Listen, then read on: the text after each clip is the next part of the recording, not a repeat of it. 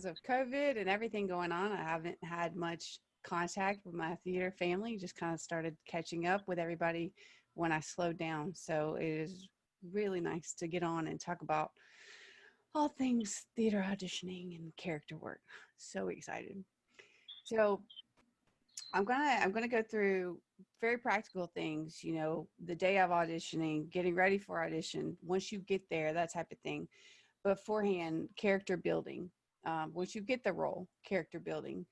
But I also I want to know a little bit about your experiences here and there with auditioning so far, so I can get a feel of like, is auditioning fun and exciting, or is it scary?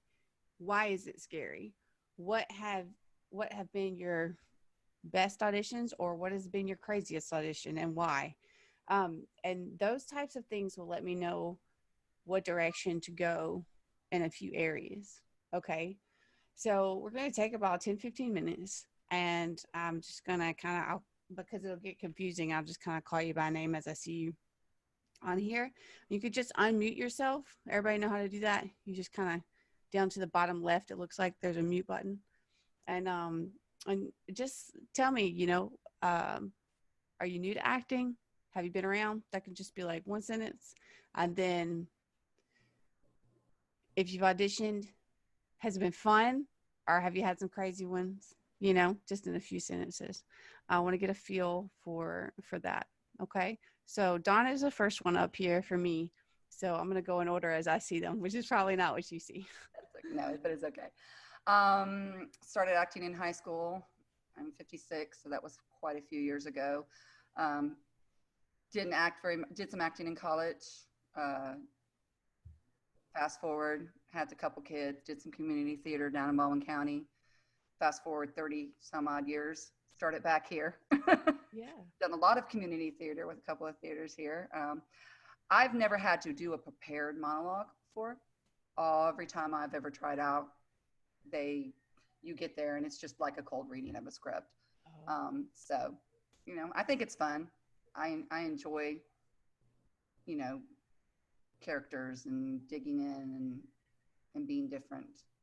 I have blue hair. Why wouldn't I want to be different? So I love it. Thank you. That is perfect. Just like a few sentences like that will help us move along. Josh, you're sitting. Do you like Joshua or Josh? Joshua. Joshua, you're sitting on the next one, so I'm gonna let you go next.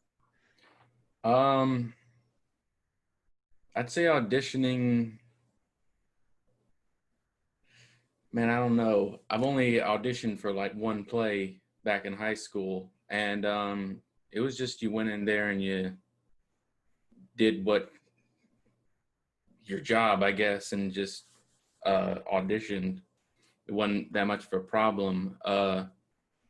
I'd say doing acting exercises and stuff is the more embarrassing part, because then people like improv and they tell you to do something crazy and then you're just like, oh my God. But you know, improv, the rules, you're supposed to say yes to everything. You're not supposed to shut anybody down. But yeah, auditioning I haven't had too much of a problem with. Okay, perfect. All right. Thank you. Isabella, you're next.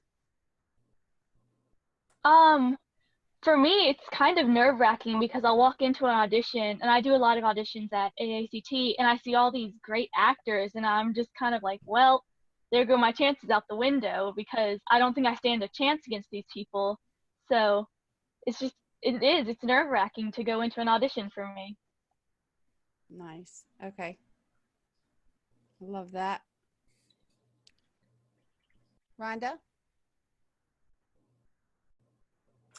Like Dawn, I did some acting in high school and then raised kids and worked and was out of it for quite a while. And the year I was turning 60, I decided I didn't want to have regrets in life. So I auditioned for Les Mis at Faulkner University Dinner Theater and was cast in the ensemble. I did 4 shows with them before they closed. I like auditioning because it's just a fun way to meet new people and experience new things. And I feel like it's a win-win. If you don't get a role, you just I don't have regrets, so I've done what I wanted to do. I've done summer shorts with AACT. I have a funny story about an audition at Faulkner.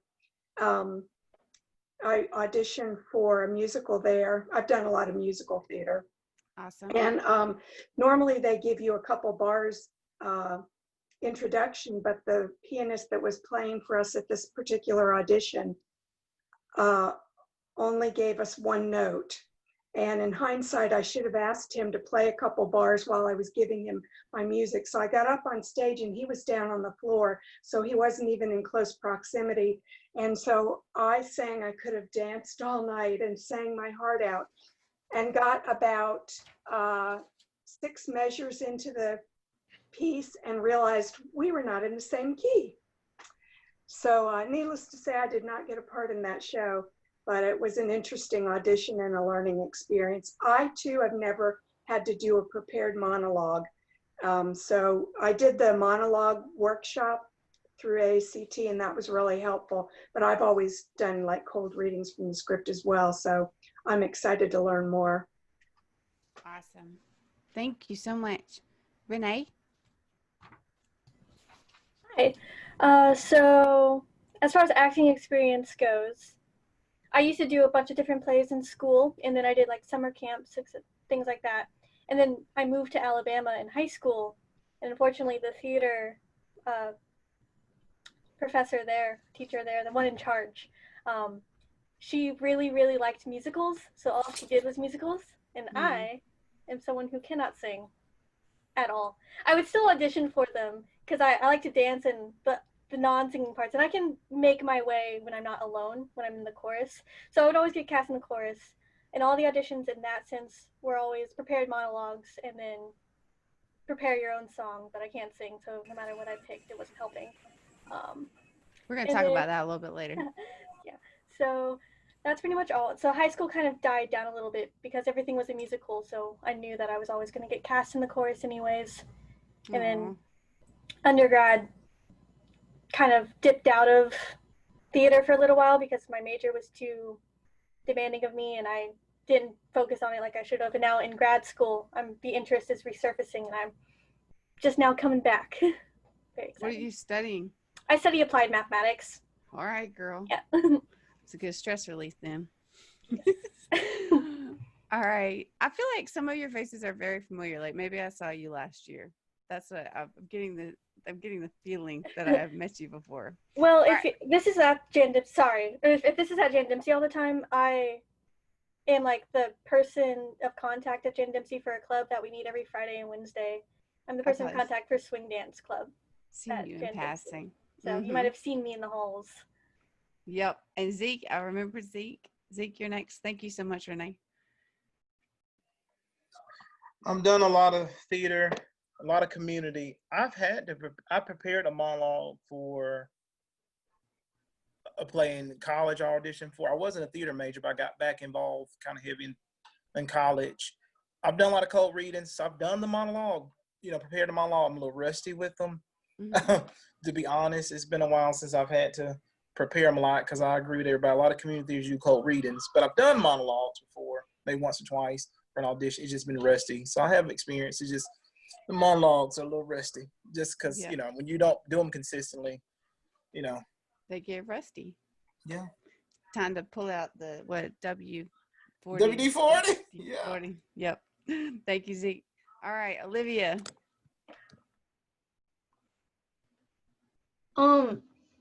Well, for me, auditions, I'm kind of excited, but I'm also like kind of stressed when I go to auditions. Like, I'm excited because I find them kind of fun, but at the same time, I'm stressed because I want to get the part. So it's really mixed for me. Is that what stresses you out because you want the part? You don't know if they'll give it to you or not? Yeah, and usually I've auditioned with friends before, and I want like my friends to get in it as well. So. I gotcha. That makes a lot of sense. Thank you, Olivia. All right, who's over here? Jackson, what's up, man? Hey, so I've been acting for maybe 7 years now. I've done a lot of prepared monologues. That's like the main thing that I've done is prepare a monologue and come in and audition with the monologue. I get really nervous a lot during auditions. I really don't know why. I guess it's just fear that whoever you're auditioning in front of, what they're thinking of, I guess. I'm other people's opinions, I guess. But the nerves kind of help me because it lets me know that, this audition is worth it, if I'm so nervous about it. Yes, that's awesome. But yeah, that's Cool. all. Thank you. Hey, does everybody have a notebook and a pen or something to write with? If not, it's okay to get up and leave and go find something or something to cut and just draw blood with. I mean, we just got to get notes down. Whatever works. And the first thing I want you to write down as you find your place to type or your phone to type notes with, I mean, whatever. The first thing I want you to take down is, what other people think of me is none of my business.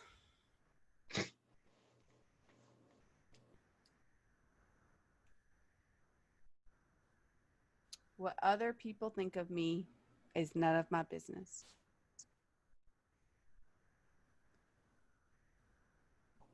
I find so many things apply to our life just in daily passing when we're talking theater. So let's take that into all aspects of life. That's just like a friendly request right there.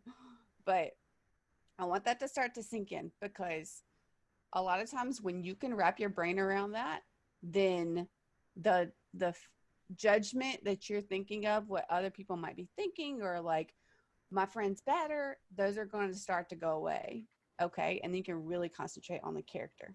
So thank you so much, Jackson. All right, Wendy.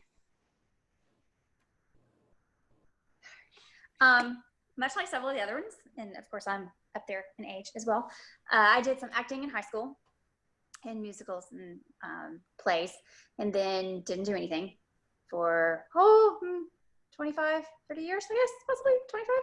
And auditioned on a whim a few years ago for AACT, and it's been a blast ever since. So the ones that I've done, it's been awesome. It's been great. Nerve-wracking, as auditions always are. But at the same time, you kind of feed off of the energy of others. And so, yeah, it can be, like I said, nerve-wracking, but fun. And then haven't done any monologues. So it's always been cold readings. So Okay. That's a challenge. It is. We'll go through cold readings and punctuation and breath and that type of thing too, that can just help with that. And that's the kind of thing you guys can practice with, like a book or whatever is at house, a manual, whatever. But it'll make it easier when you do cold read. And if you're still in school or work even, it'll make it easier to have to read in public, period. So, Melanie, do you audition anymore? Hi. You have to unmute yourself. Thank you, Wendy.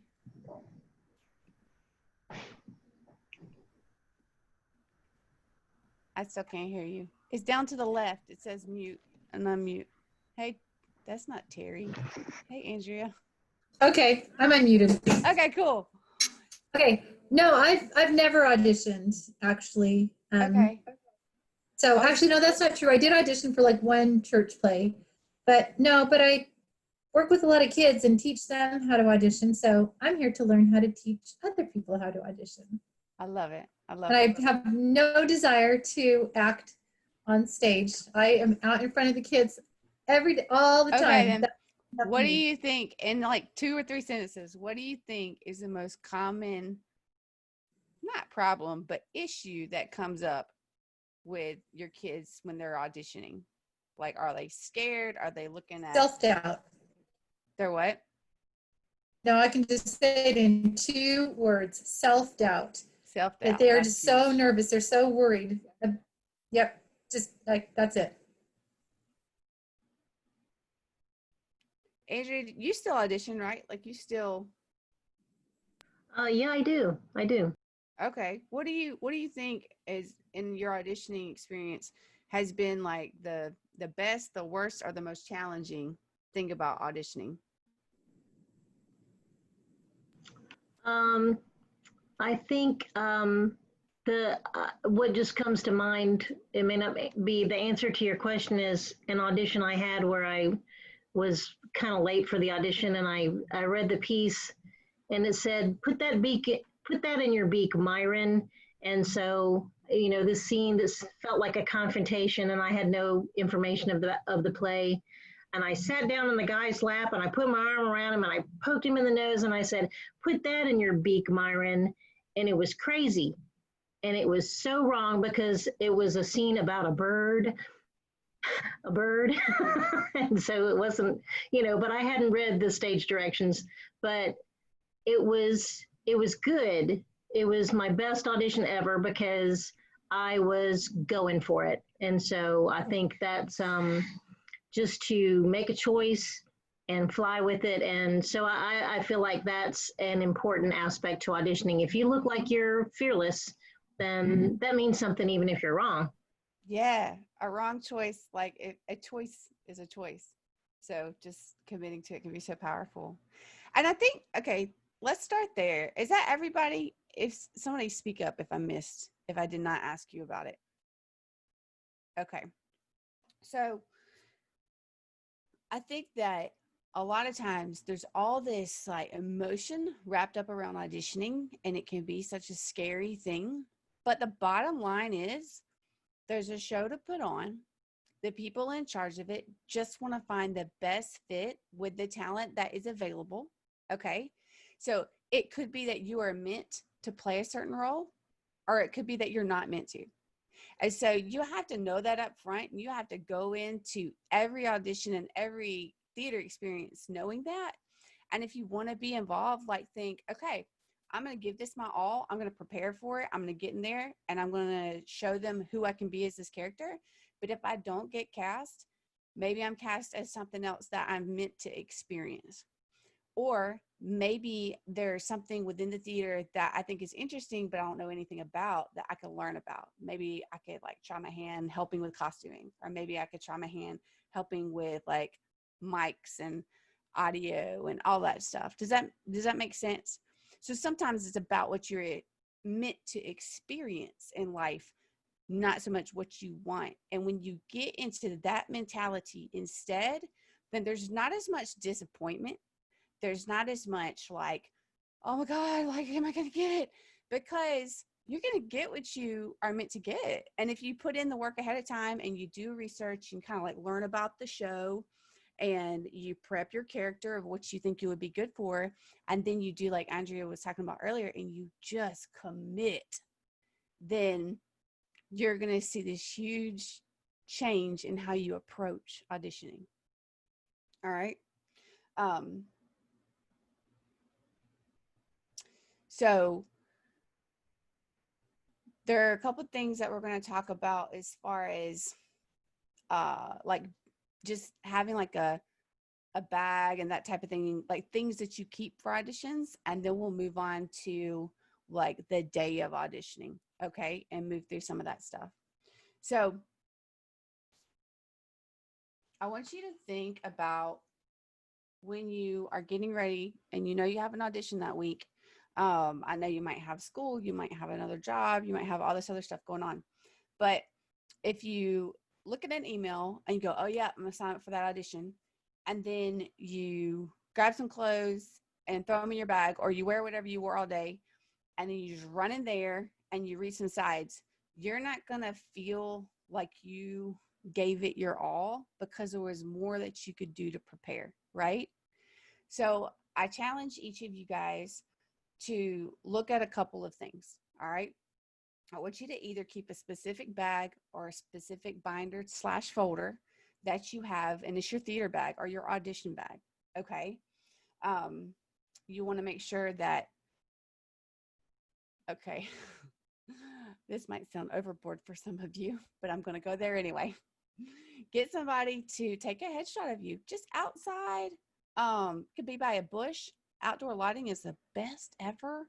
Okay. Sunlight is amazing. Does not have to be super professional, just like from your shoulders up, so that as we're sitting there looking through 50 different people who have come in, I can put a name with a face and then jot notes on it. Like when I'm directing, that's how I keep track. And so when somebody hands me a headshot and resume, it doesn't have to be this huge professional thing. Like if you haven't had a lot of experience, that's okay. But just going and getting some prints at Walmart or CVS or whatever, it'll cost you a few bucks. You can even put them in black and white if you think that looks better, because it kind of takes off some of the flaws and the lines and wrinkles and stuff as we get older. We're more sensitive about. But just putting that on an 8x10 piece of paper and getting like, let's say 5 of them. I bet if you guys are living in Auburn and you're not looking to do professional work, those 5 are going to last you for a minute, right? Just make sure if you make any huge changes with your look, like I was asking Joshua earlier about like your dreads and how long you had them. If you brought me that headshot, I wouldn't like put your face with that picture because it's so different. Like the look is so different. So just make sure if you dye your hair purple, or if you cut all of it off, or if you grow it out and it's been like a couple years, that you update it. Okay. And then if you could you can actually, there's so many editing programs, even on your phone nowadays, where you can take the picture somebody takes of you and then put it on like an 8x10 image and shrink it just a little bit, and then go to the text tool and put your name under it. And that way, when you print it out, your name is on there. Okay. Resume. So even though you might only do a few shows, or you might have only done a few shows so far, whatever you have done, just, resume, look it up on Google. You'll see some examples. Okay. Pretty much it'll do theater experience, and you put the show, where it was at, and then the date. It's lined up something like that. Okay. You can pick the way you like it structured. Honestly, like, we're not going to be picky around here. We just want to see, oh yeah, they've had some experience. That's good. I can tell, blah, blah, blah. It just, again, helps to solidify what we're seeing or what we think we're seeing, and go from there. So if you could keep those in your folder, that would be fantastic. Some of you guys said that you had to do a lot of musical theater auditioning, or you might like musical theater auditioning, right? So make sure you keep your sheet music in there. If you like acting, if you like being an actor even once or twice a year in community theater, right? I suggest that you do a couple of things. I suggest that you find a song, whether it be a rock musical, a ballad. I mean, who said they can't sing, like completely can't sing? Or who was that? Renee, right? All right. So I'm not the strongest singer either. I did audition for the musical theater track at the conservatory I went to, and they politely told me to go over to the Absurd Theater Arts, where we'll teach you how to run a theater company. And I was like, oh, see ya. What did you audition for? What was the show? So no, there was a program. So I went to a conservatory in Western Australia, and they had like, you only studied your degree. So there was like an acting program, like straight acting, very serious. There was a musical theater program. And then there was this new experimental program that was called Theater Arts. And basically what they did was train you to run an independent company. Well, I didn't know that's what God wanted for my life yet, but apparently he didn't want me to sing, because my rendition of Bushel and a Peck was not what they were looking for, which is fine. I mean, whatever. Hey, my mom used to make us do like pageant stuff, and besides twirling, you'd have to do a talent. And I had only a couple choices: singing, breaking boards from karate. I only had a few besides twirling, point for a few years. I mean, so anyway, my point though, Renee, is that even if you feel like you can't sing, start to play with characters that are very caricature. You can make them very cartoonish. Think Hook from Peter Pan. Think Miss Hannigan from Annie. You know what I'm saying? Because those are the type of roles that, even if you don't think you can technically sing, you might not have been trained in a way that you feel comfortable pulling out that vibrato.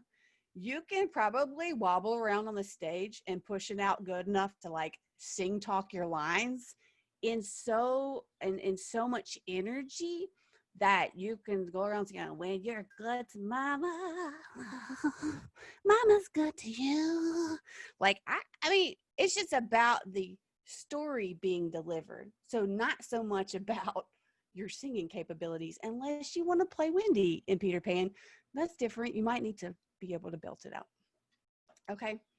So that's my next one. So keep sheet music for whatever you find you are comfortable singing, something you really like. Okay. Just pick a song you're like, yeah, this is my jam. Okay. Now, if somebody tells you that you're not a lyrical singer, then take it to a music teacher and be like, hey, help me figure out what I am. Okay. So yeah, so that way you'll always have sheet music with you no matter what. The other thing that I recommend that you guys have is find yourself a good monologue, either from a show you like, or feel free to reach out to any of us in the theater and we'll help you. Hey, baby, go see daddy. It's time to go see daddy.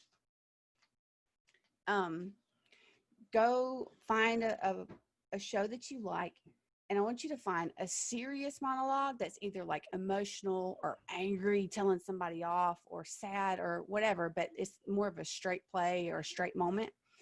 And then I want you to find a comedic monologue. And we're talking like something that's a minute or less. Okay, so it's not like it's this huge thing. And I want you to get real comfortable with them. And so when somebody says, you know, well, I mean, I like this, but do you have anything like this? Because I know you came in to audition for this role, but I can kind of see you leaning towards maybe this one. And you're like, oh, well, are they funny or are they more serious? And then you just whip out that monologue. You see what I'm saying? So there's a preparedness that goes with that. And we call it like our rep book or whatever.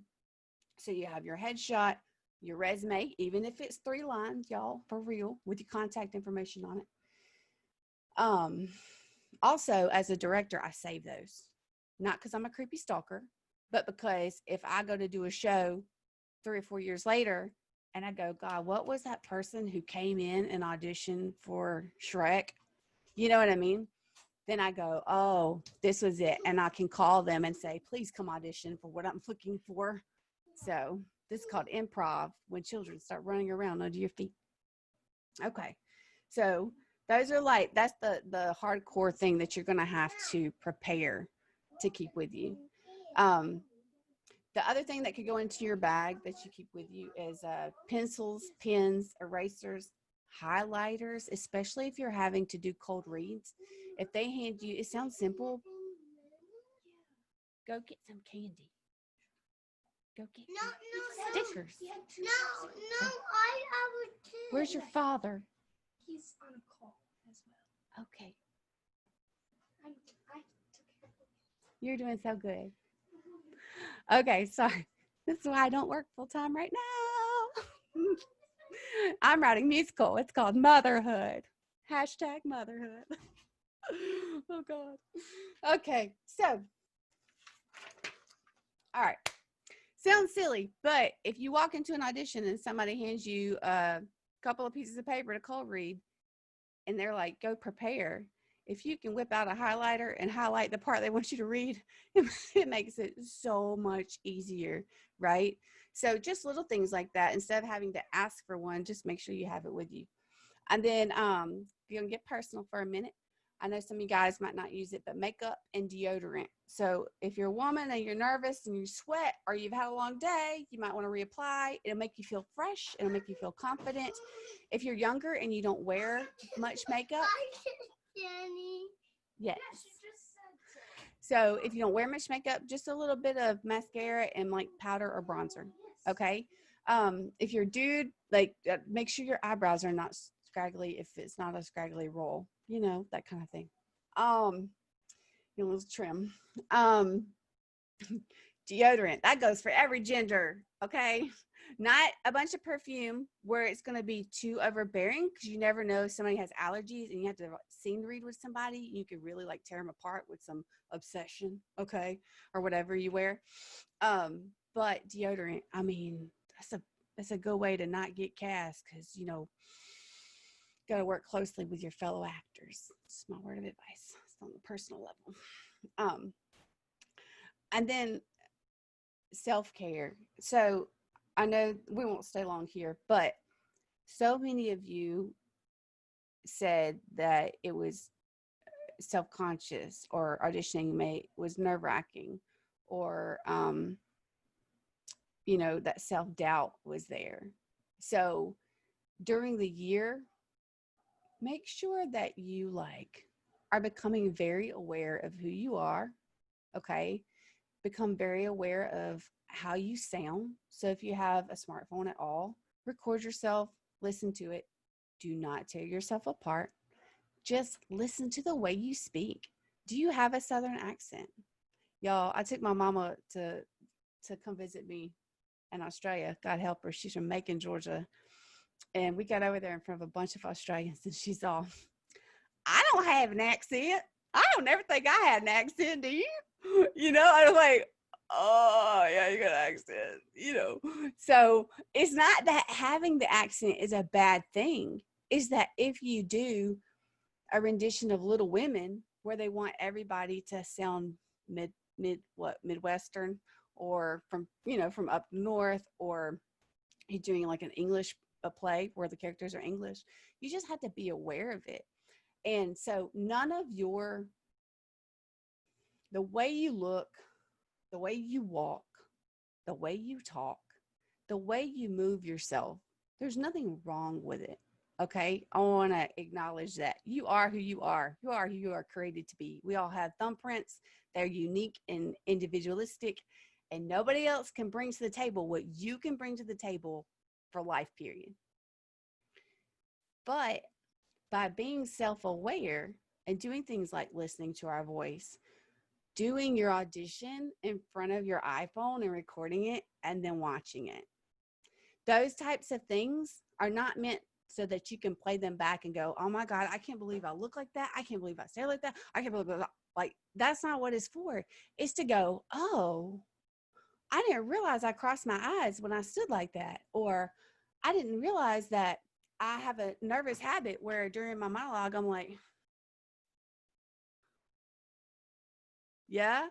And we don't realize we do it because it's a nervous tick, or it's subconscious, or I speak so low that the director or whoever's I'm auditioning for, maybe you're 10 feet away from me and they can't possibly hear me if my iPhone was 4 feet from me.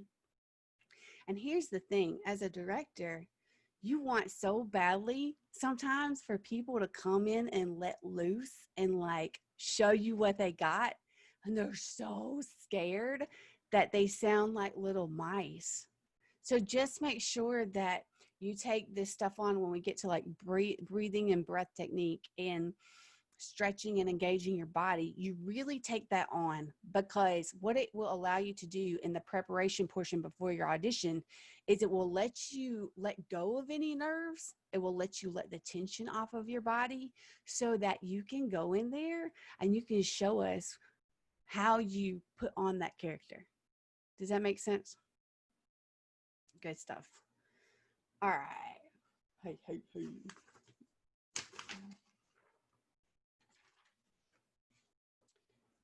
Another thing that you might want to bring to your audition, because it takes a couple hours usually to get through everybody, are earbuds, especially if it's musical theater.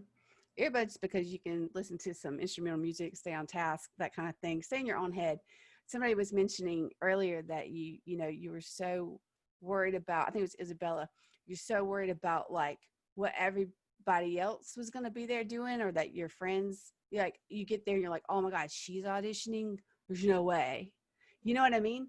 But it's not about them. It's about what you bring to the table. And you might can bring it to the table, even if they've had 15 years of voice lessons, differently than they can. If you have prepared for the role, then it's whether you fit the role or not, So you bring those earbuds, you get yourself in the zone.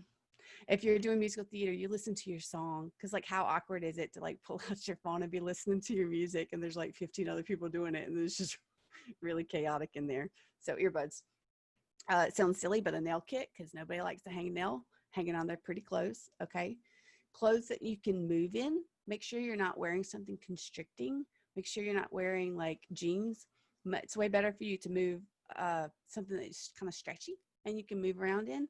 And then I suggest never like a skirt unless it's a period piece and you are making a point with a long skirt.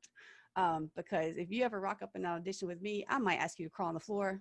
You know, you're gonna feel real awkward in like a mini skirt crawling around on the floor. So I'm one of those directors, Joshua, you'd be like, holy crap, what are you asking me to do? But it's not because we're crazy. It's because I want to make sure that you will play physically and you will use your imagination. You know what I'm saying? That's the time to play. So you got to come in your play clothes, your nice play, your nicer play clothes without the holes. You know, that's whatever. And then water and snacks. Again, it takes a long time. We want to stay hydrated. Tylenol, if any of you guys get stress headaches, or peppermint essential oil mixed with a little olive oil or coconut oil, that clears a headache, you know, or like nausea, when you get nauseous, that can clear your nausea. And those are just things that you know that your body's going to give you certain cues when it starts spitting out the hormone of like nervousness and stress. And that those are ways that you can just go, I'm not going to acknowledge you right now. I'm busy. Here, have some water and have some peppermint oil. Good God. Okay. So the last thing I will say is you could throw in that bag as a little poopery. I don't know if y'all have had that before, but it's a little spray that you can spray in the potty. So when you at auditions and there are 50 other people there, and you don't want to be like nervous about, okay, so I'm just going to be real. Nervous poo is a thing, okay? A lot of people, when they get nervous, they have to go to the bathroom. You can smile, Melanie. I can be real, right? Okay, so make sure you got something you can spray because it'll make you feel less self-conscious, because if you got to go, you got to go.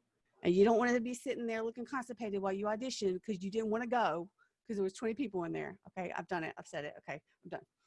All right. All right. So I would add one other thing to that list, that you would bring a shawl or a sweater or something, so that if your nervousness shows up in being cold, or you know, if you wanted to bring some gloves that you could stick your hand in some warm gloves, or if you had a little shawl or something to sort of you know, keep you warm and keep you from getting that freezy feeling. That's my problem, is I get cold when I get nervous. that's really good. I love that. If anybody else can think of anything else.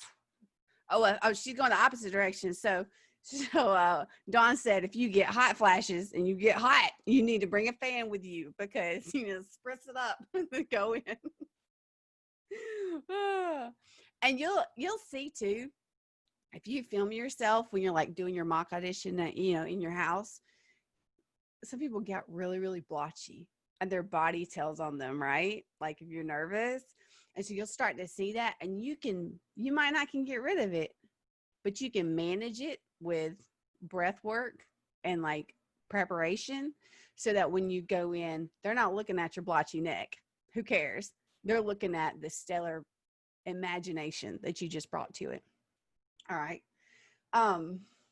So when we're getting ready, so before you go, okay, we're getting ready for an audition.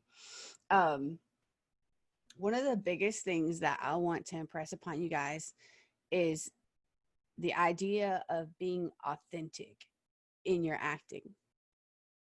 There are some things, like there's two pieces of awareness, like a subconscious, that have to go on right while we're acting. So as an actor, we had to be aware of where we are on stage. We had to make sure that we're not going to fall off. We had to be aware of not bumping into someone. You know what I'm saying? Like, so yes, we had to be present as Amber or as the actor, right? But then, and this is, I think this is like the biggest problem for me when I watch a lot of like community performances. This is the biggest missing piece for me. And this is where watchability comes in, is like living in your character's headspace. Do you know what I'm saying? So we all have a stream of conscious that is happening right now. Like you might be taking notes, but you're either thinking about something that happened earlier. You're thinking about something that what I say reminds you of. You know what I'm saying? Like there's 50 thoughts for everything we say coming out of our mouth. And that's just how we are made to be. And so you have to get your character to that point, even in the audition setting. Okay. Because if not, then you're delivering lines. There's no thought process in it. You know what I'm saying? Like you've got to be able to think as a character, because the lines are literally thoughts that the character has then coming out loud, right?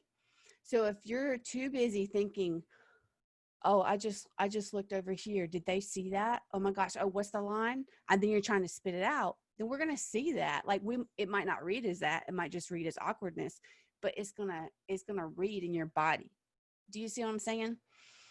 So if they give you the opportunity to download the sides or download the dialogue, you know, that you're going to be reading, just go ahead and do it. Like, I know it's extra step, or it might mean that you get up early one day and you do it. But what it does is it allows you to go through and go ahead and mark it and go ahead and write out your inner monologue. I call it like your inner monologue, what's going on inside your head, what happened right before then, what is happening then, which is pretty evident in the script, and then what's going to happen after, you know, whatever the show is. Make sure that you are looking it up. And like Andrea said earlier, looking at the dynamic between like what happens with this character and the other characters. If you can't read a script before you go into an audition, then you could probably find a Cliff Notes version or something, you know, like YouTube is so huge now. You could probably find a YouTube version that someone else has produced it enough to see the dynamic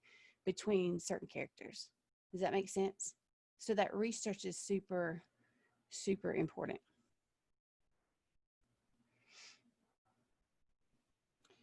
Another thing that we want to do is, whether it's, okay, let's say you don't have the material, the dialogue to do a cold reading.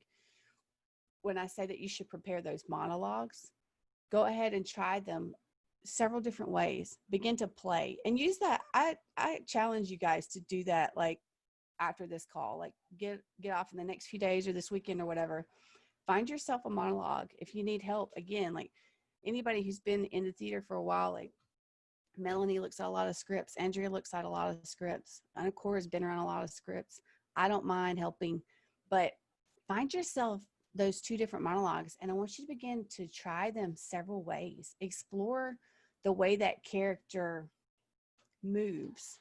Explore the way the character, you know what I mean? Because if I'm playing an older, grumpy grandma, I can't move my body the way Amber moves. Or if I'm playing an older, grumpy grandpa, I can't move my body, or Jackson can't move his body the way he moves, right? Because I'm aware of myself enough to know that I move like some type of bird. I'm like, you know, my hair is usually like in a ponytail on top of my head, and I'm just right? But to play a grandma, there's going to have to be some weight that comes into my body. And depending on the scene, like, is she a fireball? Then yeah, sure, it might be a weight, but she's like got some spitfire in her. There's a lot of energy that has to come out of your body to even play like a depressed, quiet character if you want to be watchable. And discovering that watchability before you go into an audition, and recording yourself trying it 3 different ways with 3 different characters, and then recording yourself moving your body in different ways, or speaking in different accents, or speaking with a lisp, you know, if they're a funny character, or they can bring that to the table. Like, how can you make it your own? And you won't know that if you don't put in the work before you go to the audition, you know?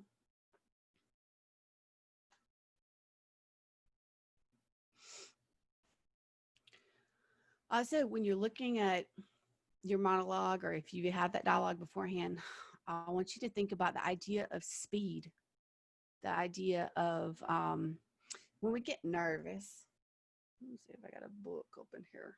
Hold on.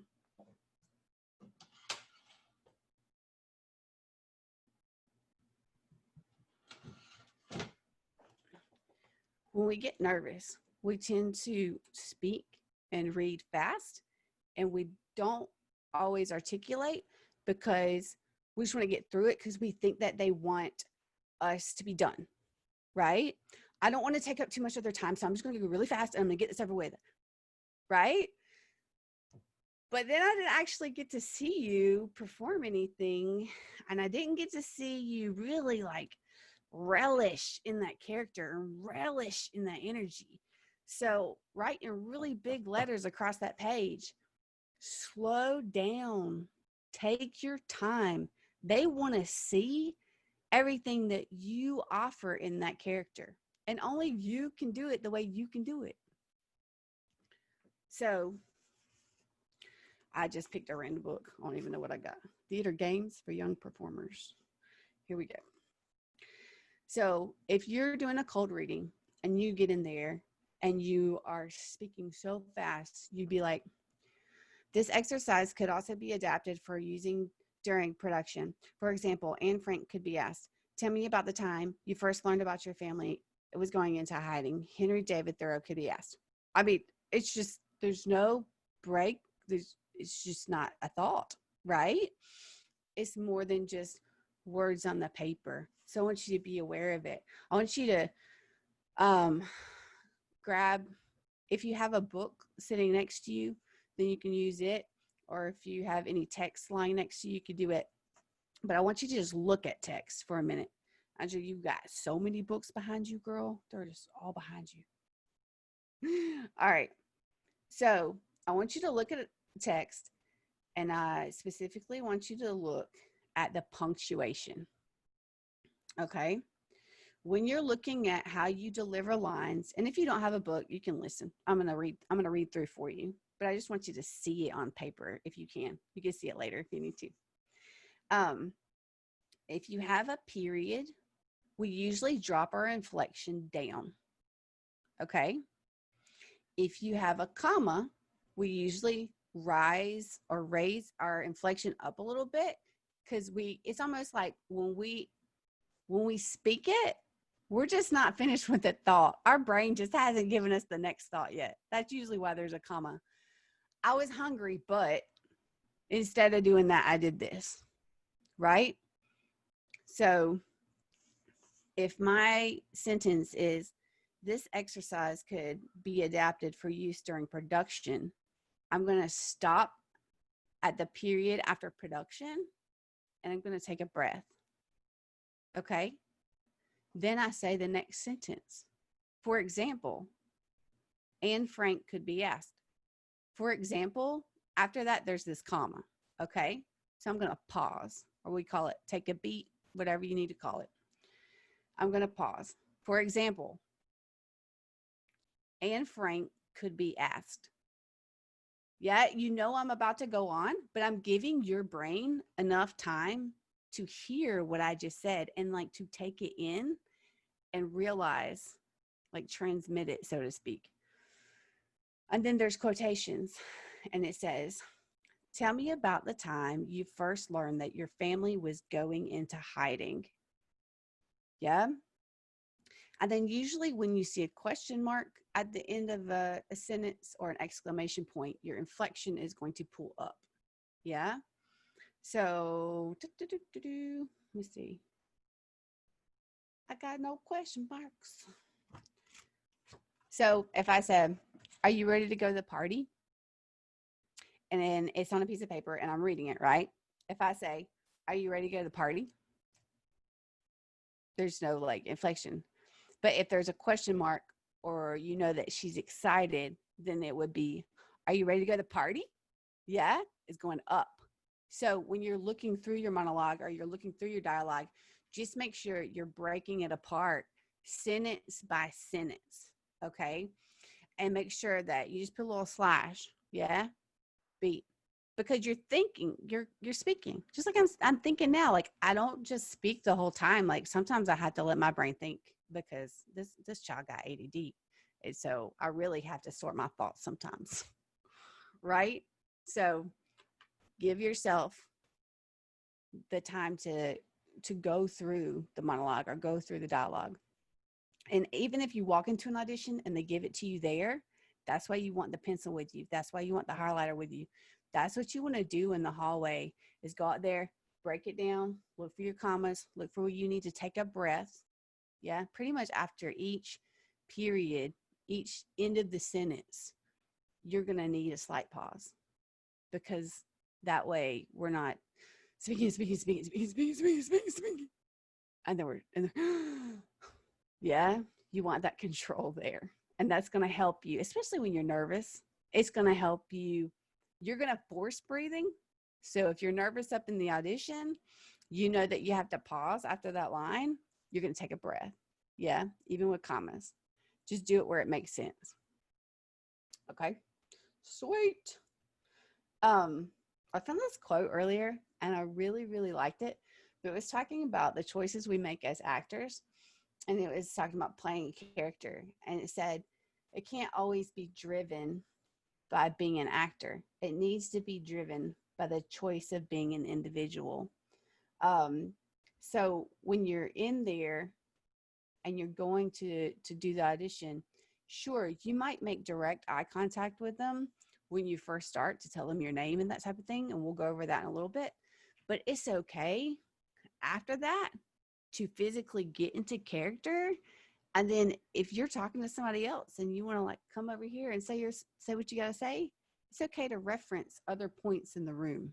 You know, like you don't have to ask here, and now I'm going to sing my song.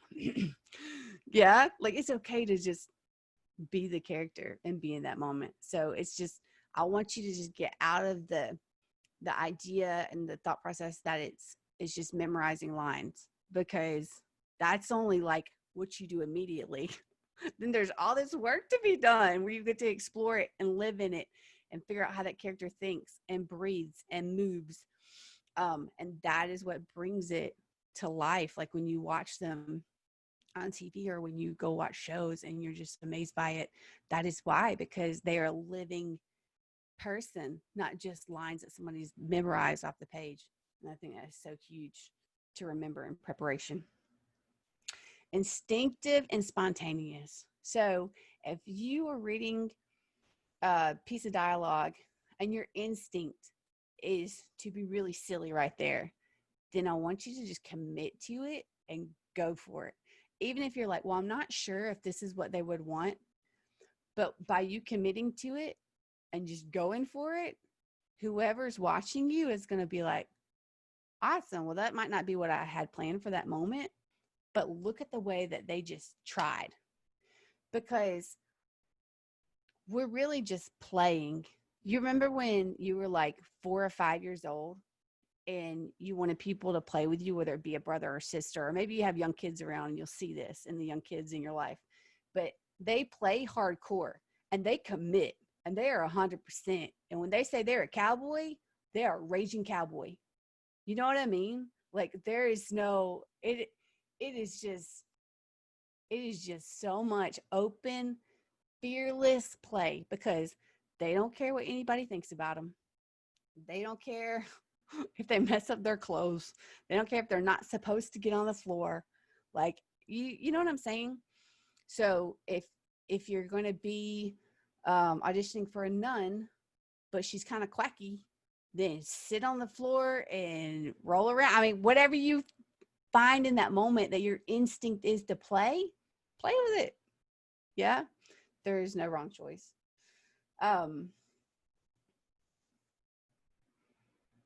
So how many of you guys have had to do accent work? Just like raise your hand if you've had to do it. Okay, cool. So there a little bit, okay.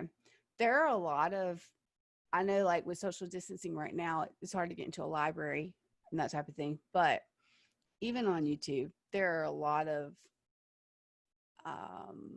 like dialect coaching videos and that type of thing. And so sometimes maybe instead of watching the latest show on Netflix, get in there and play and say, okay, for the next 2 days, I'm going to be Aussie. or for the next 2 days, I'm a big country. I'm just so excited about my Waffle House trip. I'm going to go carry out from Waffle House. I'm so excited. I mean, and if your family thinks you're weird, oh well. What other people think of you doesn't matter. You're right, because you'll have more fun in life that way. So just write out like 5 or 6 that you would like to master. You know, what are your dream roles? What are they? What do they look like? And if you don't know yet, do some research, read some shows. You can Melanie or Andrea, anybody know any programs kind of like Audible or anything like that, but for theater, where you can just read all kinds of shows and you can just have access to the scripts? No.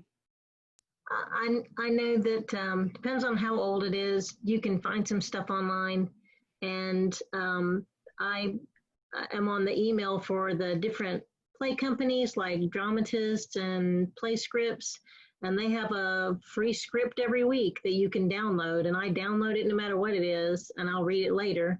Yeah. Because once you've downloaded it, it's yours. But I keep reading those, but it gets expensive. So the library is often your best bet, unless you can just Google something and, you might get lucky. Yeah.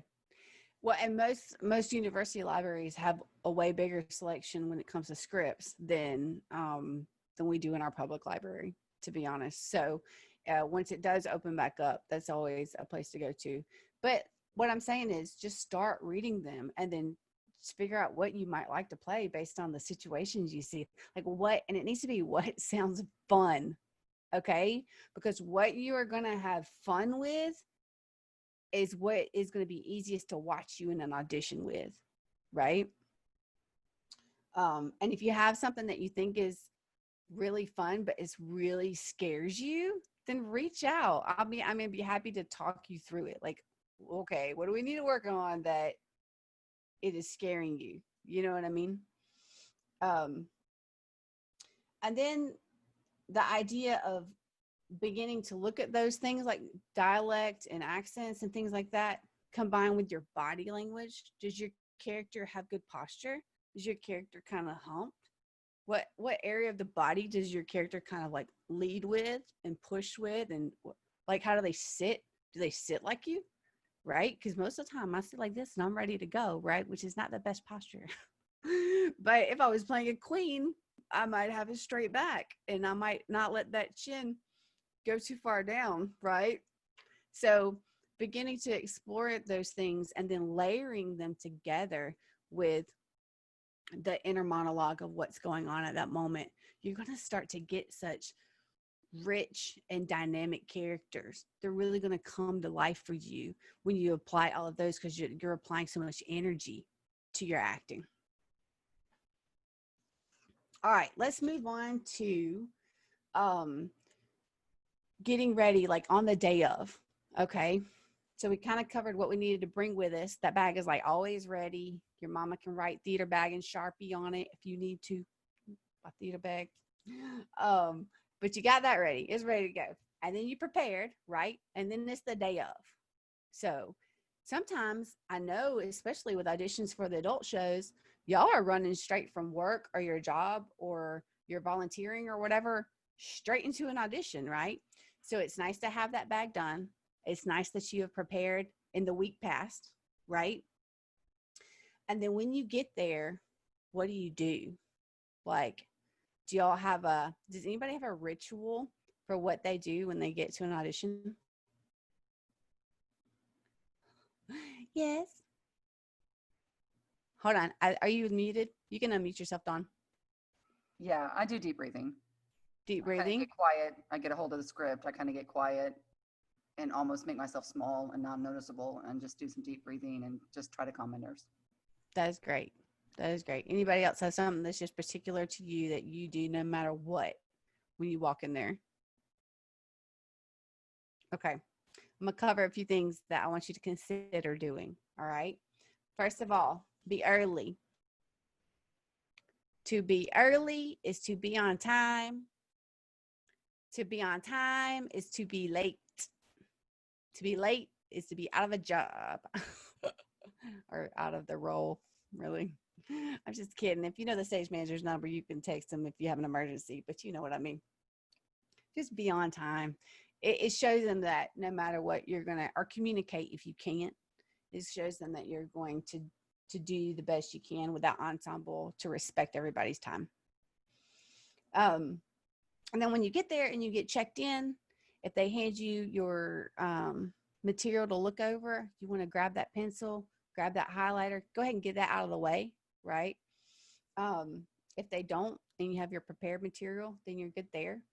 But the first thing I would suggest doing is saying hi to your friends or hi to people you know, and then go find a quiet corner and make it your own special place. You know that song from Cinderella, in your own little corner, in your own little chair. You can be whoever you want to be. That's what you need to do. Go find your corner. And this is another reason I recommend not wearing skirts, because you want to stretch. You might not have to do full out yoga, but you're like, loosen up your hips, lean over, roll your body up, lean over, roll your body up 3 or 4 times, stretch from side to side. And I don't say that because I'm some kind of fitness fanatic. I say that because your mind and your body are connected. When you have stress, you hold stress in your body. I'll hold stress in my hips like I ain't playing. It's painful. Okay. But I will get rigid and I'll just squeeze my lower back and I'll hold it there and I'll hold it in my traps. And so you can think about where you get sore just naturally, and that's probably where you hold tension. So just be aware of it and stretch it out.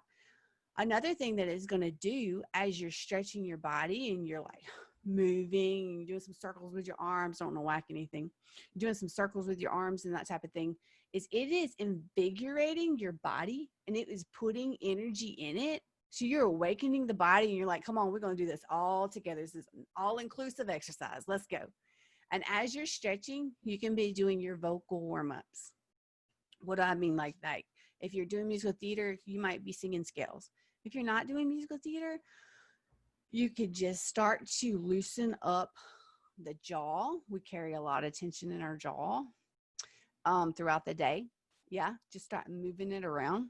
Pretend like you're a cow and chew your words. Just think about something you need to say and start chewing it out, and you look really funny, but who cares? Because we don't care what people think anymore, right?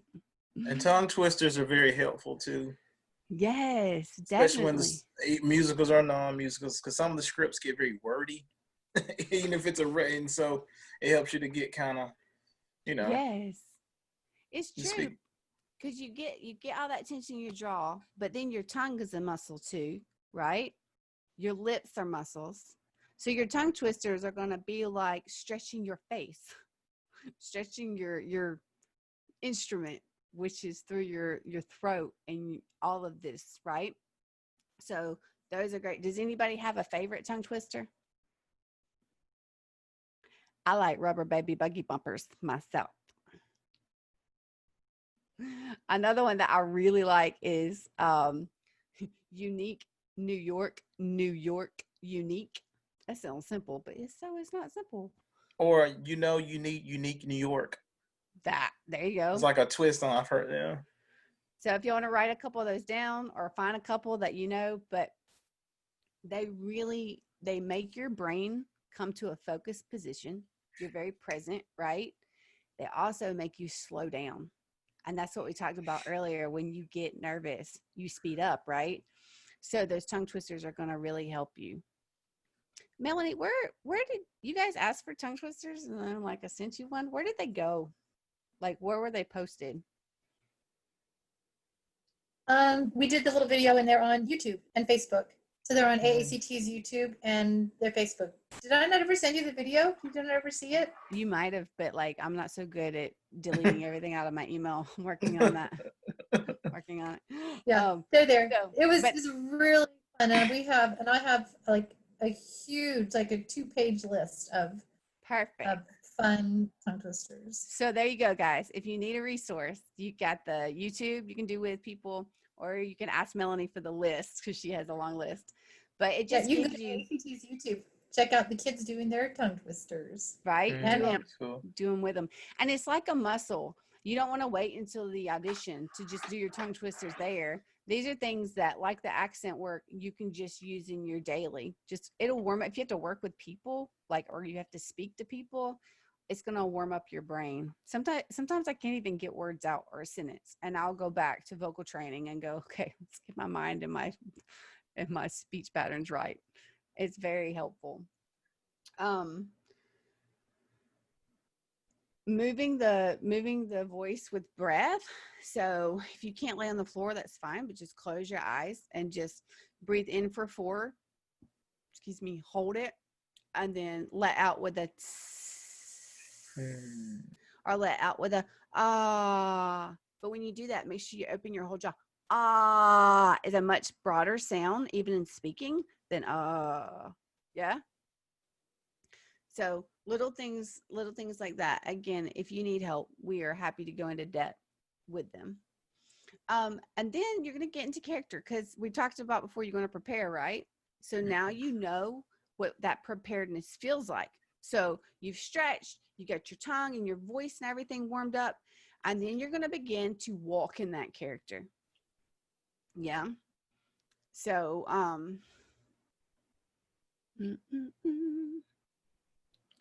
Rhonda, do you have a dream role, something that you would just love to play?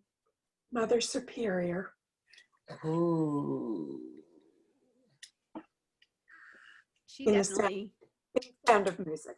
in the Sound of Music, and she definitely carries herself a certain way, right? So being able to explore that beforehand and then know that my body is warmed up, I am putting on Mother Superior, right? Then practicing the lines or practicing that monologue that you have prepared in that physical state, and making sure that as it comes out of your mouth, you're thinking the character's next thought to get you to the next line, and not, are those people over there warming up too? Are they looking at me? And when you can get out of that game, then you are really in the game, and you're going to see yourself like blossom. Make sure that you take a bottle of water. I'm a huge fan of reusable bottles. It sounds simple, but we really do, especially when you start speaking or you get nervous, you get dry, you feel like your tongue's thick and you're nervous, but just staying hydrated and making yourself, your body will thank you. You're like a flower. You perk up with water, right? Like we just are. Tons of water. So actually that whole day, if you could avoid soda, maybe just have coffee in the morning. If you need a pick-me-up, there are all kinds of things, not energy drinks, but there are all kinds of things that just offer like a little boost of vitamin B. Yeah, like something very natural instead of syrupy and sugary. A Coke is not going to help you out. It's going to tighten your vocal cords. It's not going to help you out before you go in there, even if you're not singing. Herbal tea, though, I mean, besides water, I would only recommend like different herbal teas. What that's going to do is keep it all open and allow your best sound to come out. Okay, when you walk into the audition, all right, so let's say you've been out in the hallway and then you get there, you're going to open the doors and you're going to walk in. Usually you're going to walk in front of a few people, right? Because you probably have a stage manager, you probably have the director, you probably have a couple people that run the program that are helping the director figure out what they want. And so that can be intimidating because you're coming in front of a whole bunch of people, right? But just know they're each human, just like you. They're each doing their job. Sometimes they're thinking about what they should have had for dinner, not you. Okay. Some of them are thinking, I've been sitting here for 30 minutes. I got to pee. Okay. So just know that most of the time we're putting all this stuff on people about what they might be thinking about it, and it's not even a thing. Okay. So you're going to walk in there with your shoulders back, and you're going to carry yourself, and you're going to make yourself breathe in and breathe out with a gentle smile on your face, or a big smile on your face, whatever you can muster. Okay. But you're going to look pleasant. That's the idea. Because when you walk in, you're not the character. When you walk in, you're showing whoever that, hey, my name's Amber and I'm a pleasant to work with. Do you see what I'm saying? So it's not necessarily about the character at that point. It's like, hi, I'm a nice person. I'm okay to hang out with for the next 6 weeks or 8 weeks to put a show together. And then you're going to get there. Usually they'll say something to you or welcome or whatever for a sec. And then you'll introduce yourself. And again, make sure you're recording this before you go in so that you know that when you go to take a breath, you're breathing in. I'm Amber Hanel, and I'll be auditioning for the part of Lily. You know, like you're taking your time, you're letting the words come out, and you're not rushing them. They are not in a hurry, even if there are 100 people outside. It's different if you go in there and you start like just talking randomly. That's different. Yeah, sure, they might run out of time. But you taking your time in your audition and what you have to say is not going to hurt anything. I want you to get that out of your head. If it sneaks into your head, I want you to remember me. Okay? Like, slow down. It's okay. We want to hear you. And then they usually say, okay, great. Show us what you have prepared. You want to drop from yourself to a neutral point in your body, step back. Okay? Then think about the preparation you had. Take a deep breath or a couple. That's okay too. Put on the physicality of that character. Unless you're film auditioning, like for film, we should see a shift because it's not you. You know what I mean? Like usually I'm not casting you. So I need to see a physical change. And then you go into whatever you have prepared. Okay? And you take your time, make sure you're breathing, and you've practiced this at home, breathing, right? So it's all there. You've practiced how you're going to move, all of those things, and you're playful and you're having fun in this character and you're just relishing it, right? Then drop out of that character, take a deep breath, congratulate yourself for getting through it, and then say, thank you so much. And then don't be afraid to when they ask you, like, why did you choose this character to audition for? Well, this is how she relates to me. Or I think it would be so much fun to tackle this because I love their relationship with such and such in the play. Because then they know that you've taken the time to think through it. Because I guarantee you, the 4 or 5 people who have been sitting with it have been sitting in a very intimate way with this play, like just reading through it and making notes. And so that the idea that you've taken 5 or 10 minutes or an hour, you know what I mean, to like think through it, to understand what the other characters are or how this character might be related to the other characters, it's going to mean so much respect. Now you don't want to go on and on, like, because usually they do have a lot of people out there, but don't be afraid to add 2 or 3 sentences and then say thank you. Yeah. And again, even if you feel like you stuffed it up, I mean, you just think it sucked, you've got to practice this part of the acting where you're just going to be like, I don't care how bad that sucked. I'm going to put a smile on my face. I'm not going to apologize. And even like somebody said earlier when they were singing, right? They only gave you like 1 note instead of the full bar before you go out of the full measure before you go in. It's okay to politely go, hey, I think there's usually more music before then. Can we start over? I didn't apologize and say, oh, I'm so sorry. I'm so sorry. They don't want to see that. They don't have time for that part. But they don't mind if you regroup and go again. That is completely okay because we're human. We're human. You're about to go through 4 or 6 weeks or whatever of rehearsals, and that's where you get it together, right? Like, so the fact that you would be like, wait, that's not quite what I meant to do. I'm going to start over. Then you start over and you own it. Okay. So yeah. So, let me make sure I didn't miss anything. When you do walk in, make sure you connect with everybody eye contact wise. Once you start your monologue piece or your dialogue piece, like you can be in character with a person that's reading with you, or you can find a spot above them. That's fine. But when you walk into the room, acknowledge them as humans. Yeah. Eye contact is huge. It shows that you have the confidence to look them in the eye. Okay. And they're not gods. Don't put them on a pedestal. They're people. and I want you to show me the respect to like look me in the eye. Yeah, means hey, you're good to work with. We talked about self-awareness. Just be you, because that's all you can be, guys. That is all you can be, and that's enough. So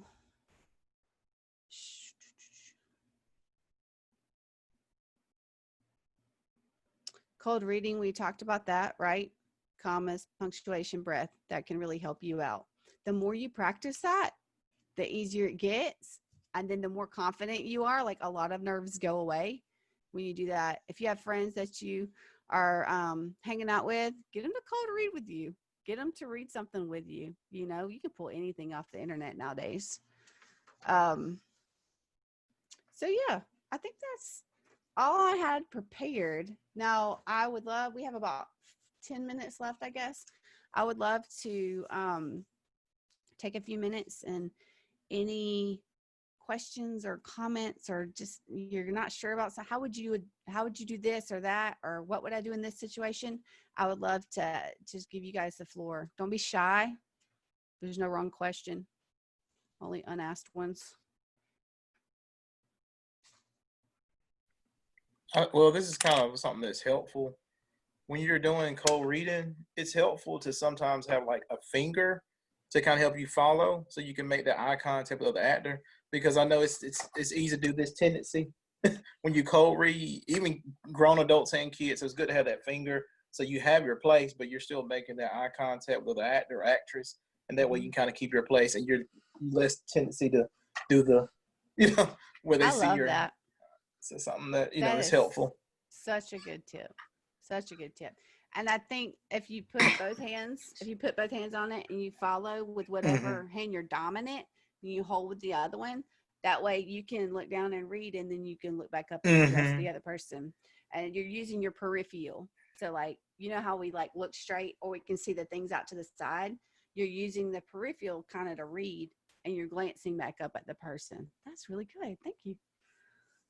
What else y'all got? Mad snaps. Renee got mad snaps.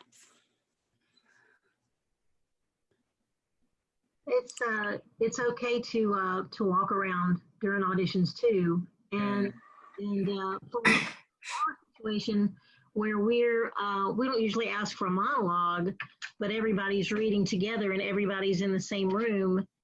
If someone else reads something and has a certain take on something, and you go, oh, that's what that character is talking about.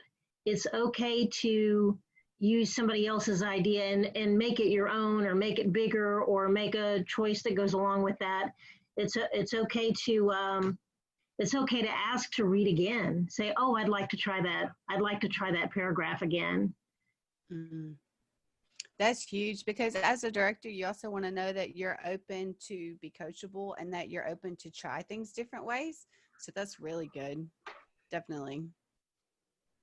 Oh, and the opposite of that too, like when you first come in and you're introducing yourself, yeah, sure, be grounded. Try not to fidget, right? Because it just makes you look nervous. But as a character, if you need to move around, roll around on the floor, take your time. Just make sure you're not speaking as you roll, because we'll lose some of your volume. But like she said too, not just with the choice that you like and you want to make your own that somebody else did, like that is fine. But the opposite of that is true too. If somebody makes a choice and you have something prepared and it is nothing like you were trying to do it, roll with yourself, like roll with your instinct of play. And it might be something specifically different, but a director might go, I love that they like made a choice outside themselves. Now let's see you do it this way. You know what I mean? So, but let them see that you got that in you, because if they don't think you'll put anything besides yourself and learn lines, then, it's hard to cast you. So. Did we talk about projecting? Yeah, well, we were talking about volume, like if you record yourself in volume, to make sure that you are projecting, because most of us don't know how loud we speak until we record ourselves, and then you can really hear it. But I don't think projecting is something that comes very natural to very extroverted, outgoing people. You know what I mean? Because some personalities are like, you're going to hear me. You're going to hear me across the house. Like, that's just what you're going to do, you know? And other personalities are like, I don't want to be in your way. So, but even if you're playing a character that doesn't want to be in the way, you still have to breathe and push the volume out, and not from here. Make sure you're digging deep with the breath and pushing your stomach muscles, if that makes sense. You're tightening them to push it out. You want to fill the room with your volume, and that might not come naturally at first. That might be something that has to be developed. You want to use your I'm sorry, you want to use your diaphragm too, because you don't want to strain, because that's one I think a lot when you project, it's easy to come from here, but you use from your diaphragm, you get that clear sound, you don't strain, whether it's a musical or not. Definitely. I think unfortunately diaphragm is like a really abstract word to some people. They're like, I'm not the a belly medical the belly. But the belly, you pretty much want to pretend like, I love this analogy. I guess you want to feel like you're breathing in, and when you breathe in, I'm going to stand up. Y'all don't judge me. I don't know what's behind me. When you breathe in, you're going to fill up your belly like a balloon. So it should expand. Yeah. And when you breathe out and you're talking, it is slowly going back in. Yeah. So that's like the best description of diaphragm I'd ever heard. It like helped me to really understand, because I wasn't a singer growing up and I didn't know what it meant. But that's been super helpful for me over the years. And if some of you guys just want to take the time to get your rep book set up, or just have questions or things you want to work on to get better at your craft, I'm available. Just let me know. I've started doing like little 30-minute lessons, and we'll take whatever your weaknesses or strengths are and work on those. And I'm happy to work with you guys. All right. Amber, I have a question. Mm-hmm. So for all the cold readings I've ever done, they didn't provide you with any of that ahead of time. Is it okay to contact a director and say, are you willing to provide this ahead of time? Yes, you're not going to offend anybody. The least you're going to do, or the worst you're going to do, is you're going to make that director go, oh crap, I don't have my sides pulled yet. I should do that. And you're going to help people get better prepared. So as long as you do it very nicely, like you just did, like, hey, I really want to prepare for this. Could I go ahead and get the scenes we're going to be doing? I mean, I'm like, yes, you can. Please tell all your friends that are coming to get them too. Because it really makes a huge difference to see material. I mean, I'm sure there's some schools of thought that are like, I'm not going to give it to them until the end, and I'm going to watch them just try to figure it out. So that's not helping anybody. So it's okay to ask. If you guys want to write it down, my number is 318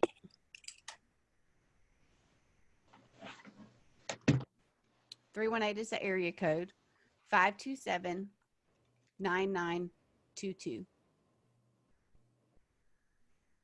I'm happy to answer questions. Even if you get an audition and you want to prepare or whatever, I'll answer anything. It makes my heart happy to talk about theater. And I'm in a stage of life with a 3-year-old that allows me to do it every now and then. You said 318? 527. Oh, 527? 9922. 9922. So do you guys feel more confident about going into an audition and building a character to go in there now, just a little bit more than you were before? Okay, all your nodding faces make my heart very happy. Good. All right. Well, I mean, I think that wraps this up. Just message me or text me any questions that you're like, oh crap, I should have asked this. That's fine. I might not get back to you immediately, but I might be playing in my treehouse, sword fighting or something. Even my toddler who likes to play basketball on a trampoline. We chase each other around as all kinds of characters, and he's actually very fun. Actor development. It's been great. I'm writing a show right now, and sometimes when I get stuck, I'll give him a very dumbed down like version of what's going on in a scene, and I'll be like, let's play. I have neighborhood kids like that too. I'll just be like, hey, you be this one and you be that one. I'm like, oh, interesting. I never thought of it that way. They're gonna run with it on that one. It's helpful. It's very helpful. There's something about that 3-year-old developing mind and just how they come up with things, and you're going, oh, okay, never thought of that. It's amazing. And I feel like if all actors could learn to play roles like children, like in a way, the theater world would be a way more interesting place, you know.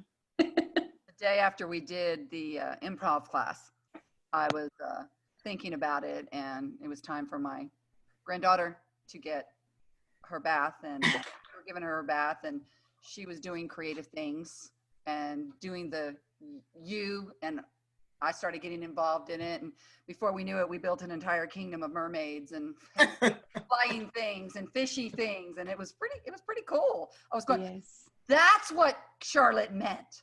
Like, my 6-year-old granddaughter taught me what she meant. Yeah. I mean, because like how freeing if people would stop being like, I'm going to act now.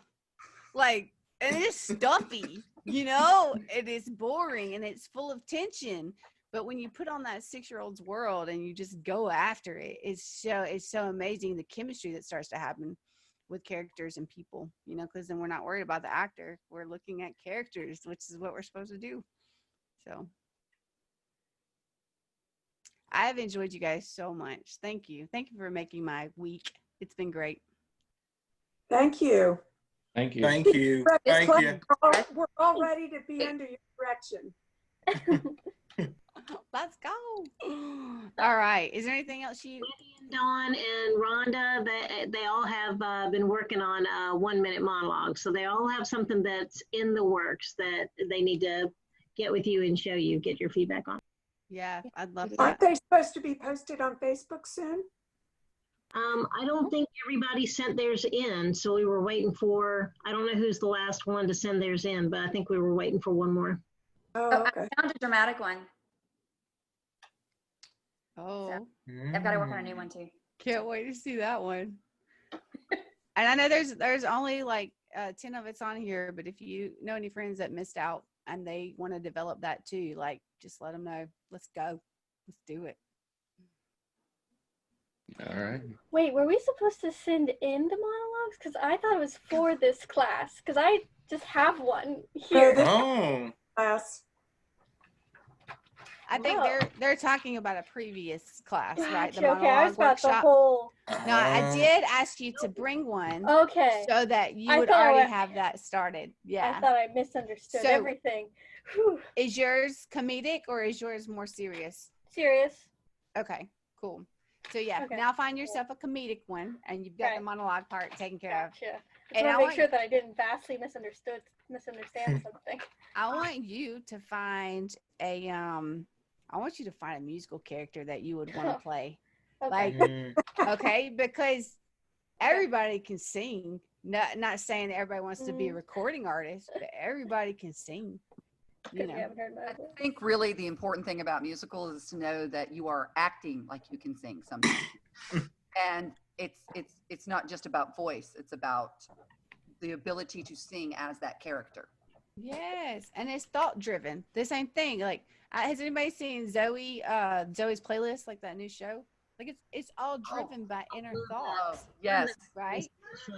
They can't all sing. Have y'all noticed that? Like, some poor things. Some of them are paired with Broadway, like Hamilton actresses, and some of them are they're actors, but they ain't singing actors. But it's so watchable because they start singing from those innermost passionate thoughts, and that is musical theater. Yeah, exactly. Yeah. Your best musical theater. I'm sorry, go ahead. Oh, listen, I was just going to say there is another monologue workshop that Addison is hosting, and I think that's Saturday. Dawn, Cindy, do you know what our next monologue workshop is? And that Saturday afternoon with Addison? I thought that was for the youth group people. That is. I thought she might be in that group and want to work on the team. Oh, I think she's in graduate school.